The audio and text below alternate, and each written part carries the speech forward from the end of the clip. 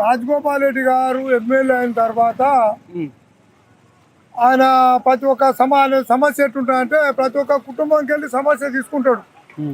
అదే నా భర్త చనిపోయిందంటే ఆయన బాగా ఆలోచించి ఎట్లా చనిపోయింది ఏం కథ అనేది ఆయన మీద ఎంక్వైరీ పెట్టేది. ఎంక్వైరీ పెడితే ఆయన మందు తాగి చనిపోయాడు. నాకు ఆర్థిక ఇబ్బంది ఉన్నదంటే అది నాకు ఆర్థిక ఇబ్బంది ఎట్లా ఏర్పడ్డది.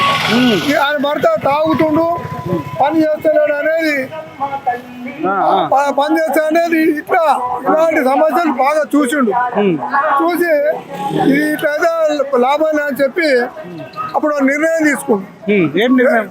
బెల్ట్ షాపులు నిర్మూలన కార్యక్రమాన్ని పెట్టి వాడవాడలా మీటింగులు పెట్టి మహిళలను చైతన్యం పెట్టి పోలీస్ శాఖ వారిని, ఎక్సైజ్ శాఖ వారిని, రెవెన్యూ అవతల రెవెన్యూ వాళ్ళని కూడా దానికి సంబంధించిన అధికారులు కూడా పిలిచి ఎక్కడ కూడా బెల్ట్ షాపులు ఉండకూడదు అని పెట్టింది.